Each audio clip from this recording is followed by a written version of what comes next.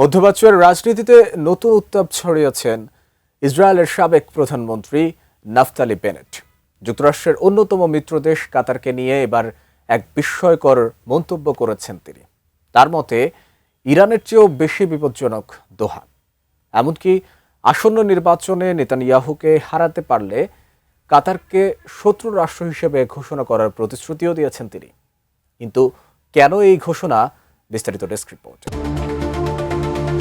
মধ্যপ্রাচ্যে সৌদি আরবের মতো যুক্তরাষ্ট্রের অন্যতম বন্ধু দেশ কাতারও, অথচ সেই কাতারকে নিয়েই নতুন এক বিতর্ক উস্কে দিয়েছেন ইসরায়েলের সাবেক প্রধানমন্ত্রী নাফতালি বেনেট।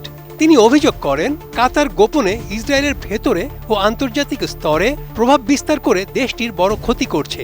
ইরান প্রকাশ্য শত্রু হলেও পর্দার আড়াল থেকে কাজ করায় দোহাকে তেল আবিবের জন্য তেহরানের চেয়ে বেশি বিপজ্জনক মনে করেন তিনি।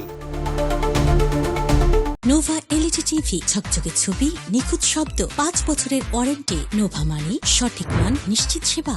ইসরায়েলের আসন্ন নির্বাচনকে সামনে রেখে টেলিভিশন চ্যানেল 12কে দেওয়া এক বিশেষ সাক্ষাৎকারে তিনি কাতারকে সরাসরি আক্রমণ করেন। টাইমস অফ ইসরায়েল বেনেটের এই বক্তব্য সামনে এনেছে। আগামী নির্বাচনে নেতানিয়াহুকে হারিয়ে ক্ষমতায় ফিরলে তিনি কাতারকে শত্রু রাষ্ট্র হিসেবে ঘোষণা করবেন। দোহাকে নিয়ে তার এমন কঠোর অবস্থান বিশ্বজুড়ে আলোচনা তৈরি করেছে। বেনেটের অভিযোগগুলো বেশ গুরুতর ও সুনির্দিষ্ট। তিনি দাবি করেন, কাতার সরাসরি হামাসকে অর্থায়ন করে, এমনকি আইআরজিসি দোহা থেকে টাকা পায়। ইসরায়েলের সংবাদ মাধ্যম i24 নিউজের প্রতিবেদনে এই তথ্য উঠে এসেছে। সাবেক এই প্রধানমন্ত্রীর মতে, কাতারের হাত ইসরায়েলিদের রক্তে রাঙানো। কাতারকে তিনি এক প্রকার সংক্রামক ব্যাধি হিসেবে বর্ণনা করেন। শুধু অর্থায়ন নয়, প্রচার কৌশল নিয়েও প্রশ্ন তুলেছেন তিনি। দোহাকে তিনি উস্কানির কারখানা বলে অভিহিত করেন। তার মতে, কাতার পশ্চিমাদের মধ্যে ইসরায়েল বিরোধী মনোভাব ছড়াচ্ছে। আমেরিকার বড় বিশ্ববিদ্যালয়গুলোতেও তাদের বিশাল বিনিয়োগ রয়েছে বলে অভিযোগ করেন বেনেট। এই প্রভাব ইসরায়েলের জন্য বড় হুমকি হয়ে দাঁড়িয়েছে। বর্তমানে ইসরায়েলের রাজনীতিতে কাতার গেট কেলেঙ্কারি বেশ আলোচিত বিষয়। প্রধানমন্ত্রী নেতানিয়াহুর কার্যালয়ের কর্মকর্তাদের বিরুদ্ধে দোহা থেকে সুবিধা নেওয়ার অভিযোগ রয়েছে।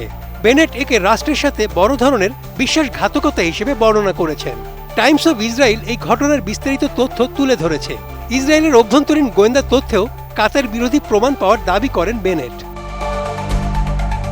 এদিকে কাতারের পক্ষ থেকে এই অভিযোগের কড়া জবাব দেওয়া হয়েছে। ওয়াশিংটনে কাতার দূতাবাসের কর্মকর্তা আলী আল আনসারি বেনেটের দাবিকে মিথ্যা বলেছেন।